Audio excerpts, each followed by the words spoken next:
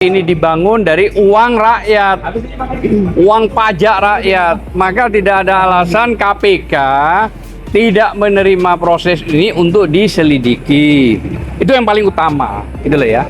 Tapi ada faktor-faktor lain bahwa IKN itu sebenarnya dipaksakan undang-undangnya karena tidak melakukan sosialisasi kepada rakyat Indonesia dan secara akademik tidak juga mengumpulkan, artinya minta pendapat dari akademi.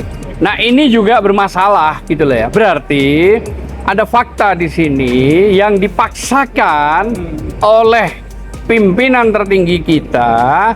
Apakah dipaksakan untuk rakyat atau dipaksakan kepada oligarki? Saya sudah jalan ke IKN.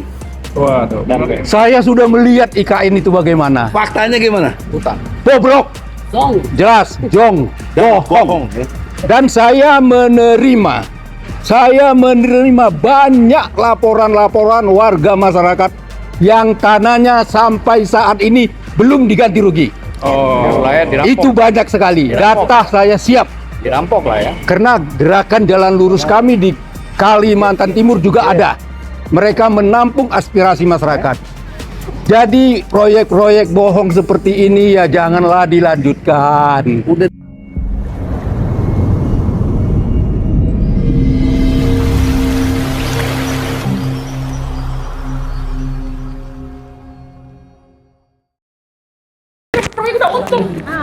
Jadi ini yang kita ingin sampaikan. Nah, kita mau nunggu respon dari KPK seperti apa. Nah, selanjutnya dari Bang Ajak, silakan Bang. Apa yang melatar belakangi kita sampai capek-capek datang ke KPK, Bang? Iya Bang, Pak Sekjen. Assalamualaikum warahmatullahi wabarakatuh. Sebenarnya apa yang disampaikan tadi oleh koordinator di sini cukup jelas. Sebenarnya gamblang dan saya sendiri sebenarnya hanya menambahkan bahwa kalaupun itu IKN di stop, tetap ada ranah pidananya. Kalau dilanjut, bertambah ranah pidananya. Nah, disinilah makanya kita berdiri di halaman KPK, yang halaman KPK ini dibangun dari uang rakyat, uang pajak rakyat. Maka tidak ada alasan KPK tidak menerima proses ini untuk diselidiki. Itu yang paling utama, gitu loh ya. Tapi ada faktor-faktor lain bahwa IKN itu sebenarnya dipaksakan undang-undangnya karena tidak melakukan sosialisasi kepada rakyat Indonesia dan secara akademik tidak juga mengumpulkan, artinya minta pendapat dari akademi. Nah ini juga bermasalah gitu loh ya. Berarti ada fakta di sini yang dipaksakan oleh pimpinan tertinggi kita. Apakah dipaksakan untuk rakyat atau dipaksakan kepada oligarki? Nah disinilah masalahnya.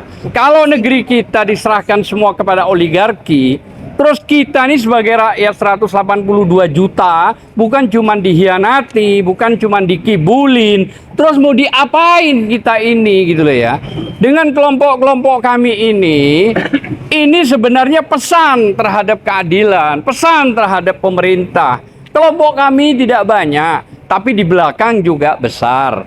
Nah, kelompok kami ini semua menyatu dalam satu wadah doa kepada Allah Subhanahu wa taala karena mayoritas kami muslim. Ternyata Allahu Akbar.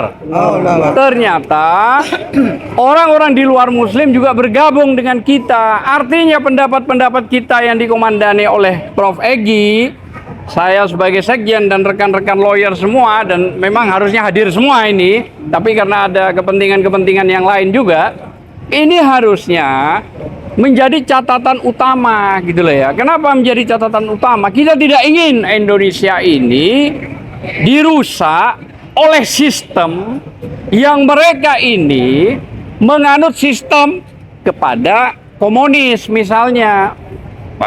Ya. Jadi harapan kita KPK harus menerima, menyelidiki, dan ekspos juga karena ada gelar. Jadi tidak mungkin tidak ada gelar, pasti ada gelar. Mungkin ini yang hanya bisa saya sampaikan. Terima kasih. mudah-mudahan KPK dalam hal ini yang sekarang sudah tidak independen, KPK ini sudah masuk di ASN ya, KPK ini. Nah, ini masalah juga sebenarnya. Kenapa harus terjadi di ASN? Berarti ada di ketiak presiden ini. Saya kira itu aja. Terima kasih. Assalamualaikum warahmatullahi wabarakatuh. Waalaikumsalam warahmatullahi. Selanjutnya Ibu Kurnia Triroyani. Yang lain dulu, abang dulu, yang senior dulu. Ini senior dulu. Bang Leo dulu ya. Nah, ini juga Bang, ini untuk Kapan aja? ya. Wati. Baik. Ya, Bedi. Assalamualaikum warahmatullahi wabarakatuh. Selamat siang buat kita semua.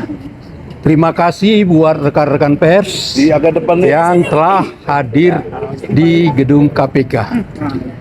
Saya Leo Siagian, Pak, sini dikit. umur sudah lumayan 72 tahun, Masya Allah. Masih berjuang. mantan eksponen Angkatan 66, mantan sedulur Jokowi yang mendukung Jokowi 2 periode.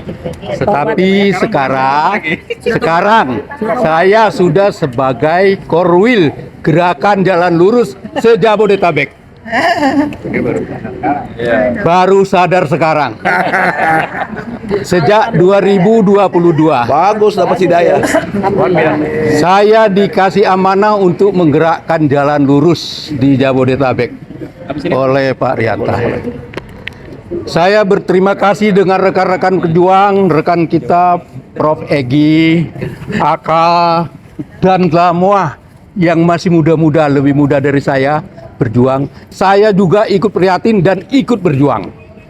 Saya sudah jalan ke IKN. Waduh. Saya sudah melihat IKN itu bagaimana. Faktanya gimana? Bobrok, Song. jelas, jong, bohong. Ya. Dan saya menerima banyak laporan-laporan warga masyarakat yang tanahnya sampai saat ini belum diganti rugi. Oh, lah ya, dirampok. Itu banyak sekali. Data saya siap. Dirampok lah ya. Karena gerakan jalan lurus kami di Kalimantan Timur juga ada. Mereka menampung aspirasi masyarakat.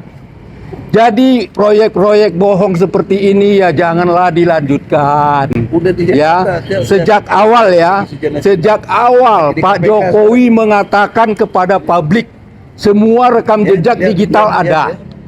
Bahwa dikatakan sudah 1000-an investor mengantri, ternyata sampai sekarang nol besar. Jadi ya jangan begitu Pak Jokowi. Ya, di akhir masa jabatan Anda ini perbaikilah kinerja Anda. Jangan sampai disumpahi oleh rakyat. Jangan sampai disumpahi oleh rakyat. Udah disumpahin. Ya makanya jangan bertobatlah, masih ada waktu Anda untuk bertobat. Itu saran saya. Tobatnya apa? Tobatnya jangan lakukan lagi itu ya, Pengakuan dulu, Pak. pengakuan dulu ya kan. Jangan dilakukan lagi ya kan. Ya, lalu Nah. diproses hukum, Pak. Di proses hukum itu ya boleh itu hukum ya. Dan mengundurkan diri. Mengundurkan diri itu nanti kehendak rakyat. Bukan kehendak dia, kalau dia tetap mau.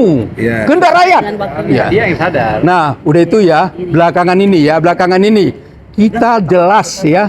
Kita jelas mendengar statementnya Pak Prabowo, Presiden terpilih 2024-2029.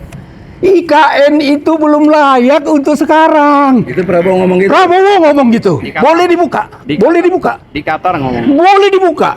IKN itu selayaknya dikerjakan dulu 10 atau 20 tahun mendatang ya mungkin kita layak. Iya. Itu loh. Per tahun Itu loh. miliar. Jadi aki-aki. Jadi itu ya presiden terpilih pun itu loh. Artinya presiden terpilih pun sadar diri bahwa IKN itu belum layak gitu loh. Iya, betul. Iya kan? Kira-kira kenapa kok Jokowi maksakan diri? Ya, inilah keserakahan, inilah kemunafikan. Ini keserakahan dan kemunafikan. Maksudnya dengan adanya IKN, maksudnya nih loh, Cara gitu. Prabowo di IKN, anaknya di Istana Negara, ngeri toh, Gibran di Istana Negara di Jakarta enak-enak, Prabowo dibikin di IKN, itu maksud Jokowi. Saya bisa baca batin. Pimpin DKI ya. Saya bisa baca loh. Gibran ingat loh. Gibran sudah dinobatkan sebagai koordinator Korwil wilayah Jabodetabek. Jabodetabek loh gitu loh. Jadi apa ini Pak Jokowi? Pak Jokowi, saya sedulur Jokowi. Saya pendukung Anda. Saya sudah sadar. Bertobatlah. Saya sudah sadar juga saya bertobat. Terima kasih rekan-rekan semua dan saya mengucapkan selamat berjuang. Kita tetap perjuangkan kebenaran, keadilan dengan kejujuran, bermodalkan kejujuran. Buat Bung Egy nih teman lama saya di KPK Pokos dari Medan, sama-sama penasehat KPK Pos. Sekarang berada di gedung KPK. Tapi kami kalaupun tidak diterima, ya udah keterlaluan. Keterlaluan.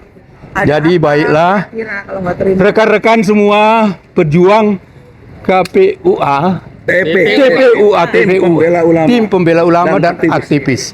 Termasuk saya aktivis yang udah makanya senior, patut dibela. harus dan layak dibela. Terima kasih Pak Prof, terima kasih teman-teman semua. Satu lagi.